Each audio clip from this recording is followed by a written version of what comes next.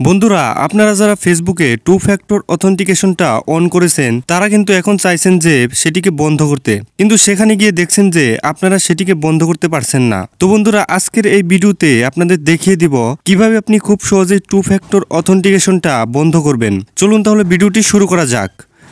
তো two factor অথেন্টিকেশনটা of করার জন্য এখানে ট্রাই অ্যানাদার ওয়ে এই অপশনে ক্লিক করবেন। টু ফ্যাক্টর অথেন্টিকেশন অ্যাক্টিভ করার সময় আপনি যদি ব্যাকআপ কোড সেট করে রাখেন তাহলে আপনি ব্যাকআপ কোড দিয়েও অ্যাকাউন্ট ওপেন করতে পারবেন। আর যদি আপনার কাছে ব্যাকআপ কোড না থাকে বা ব্যাকআপ কোড হারিয়ে যায় তাহলে আপনি যেটা করবেন, এই যে অ্যাকাউন্ট রিকভারি এখানে ক্লিক করবেন। এখন আপনার কাছে যে কোনো রকম আইডি কার্ড থাকলেই হবে। তো যদি আপনি বাংলাদেশে থাকেন তাহলে আপনার এনআইডি কার্ড বা আদার্স যে কোনো ন্যাশনাল ডকুমেন্টস আপনার কাছে থাকতে হবে। আর যদি আপনি ইন্ডিয়াতে থাকেন তাহলে আধার কার্ড বা ভোটার কার্ড দিয়ে আপনি কিন্তু অ্যাকাউন্টটা ওপেন করতে পারবেন। তো submit A photo of your ID এখানে আমরা ক্লিক করব। এটা ক্রমে রিডাইরেক্ট করে দিবে। এখানে আমাদের দুইটি কাজ করতে হবে। প্রথমত একটা ভ্যালিড ইমেল অ্যাড্রেস এন্টার করতে হবে যেটা কারেন্টলি আপনার ফোনে লগ ইন করা আছে, এবং এই ইমেল অ্যাড্রেসেই ফেসবুক টিম আপনাকে অ্যাকাউন্ট ওপেন করার জন্য লিঙ্ক পাঠাবে।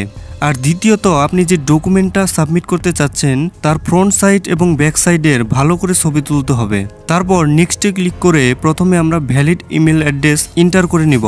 ইমেল অ্যাড্রেসটা আরেকবার এখানে এন্টার করবেন, তারপর নেক্সট অপশনে ক্লিক করতে হবে। এই জায়গায় ভালো করে মনোযোগ দিয়ে দেখবেন। আপনি এখানে যে ডকুমেন্টটি সাবমিট করেন না কেন, যদি ছবি ভালো না আসে সেটা কিন্তু ফেসবুক টিম রিজেক্ট করতে পারে। এখানে আমরা একটা ট্রিক অ্যাপ্লাই করব। এর জন্য শো মোর এখানে ক্লিক করব। তারপর I don't have any of this এখানে ক্লিক করব। এবার আপনার ডকুমেন্টসের ফ্রন্ট সাইড এবং ব্যাক সাইডের ভালো করে ছবি তুলবেন। ফ্রন্ট সাইডের ছবিটা প্রথমে আপলোড করবেন আর ব্যাক সাইডের ছবিটা এখানে আপলোড করবেন।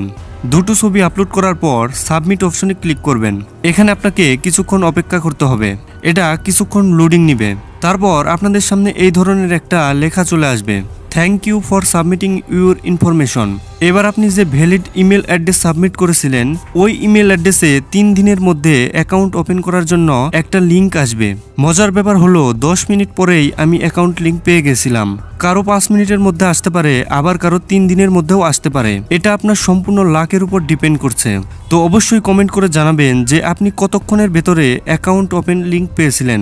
জিমেল ওপেন করার পর দেখবেন ফেসবুক থেকে এই ধরনের একটা মেল আসবে। তো এখানে লেখা থাকবে, thank you for confirming your identity, you can click the button below to get back into your account. তো এই মেইলের একদম নিচের দিকে চলে আসবেন। এখানে একটা পাসওয়ার্ড পাবেন, এটা কপি করে কোথাও সেভ করে রেখে দিবেন। এটা পরবর্তীতে কাজে লাগতে পারে। এবার gate back into your account এখানে ক্লিক করতে হবে। তারপর আপনার সামনে এই ধরনের একটা পেজ চলে আসবে। এটা কন্টিনিউ করবেন। যেহেতু আমাদের কাছে টু ফ্যাক্টর অথেন্টিকেশন কোড নেই, তো এটা আমরা নো করব। তারপর উপরে যে অপশনটা দেখতে পাচ্ছেন turn off two factor authentication এখানে একটা ক্লিক করতে হবে। তারপর এখানে ওকে করবেন।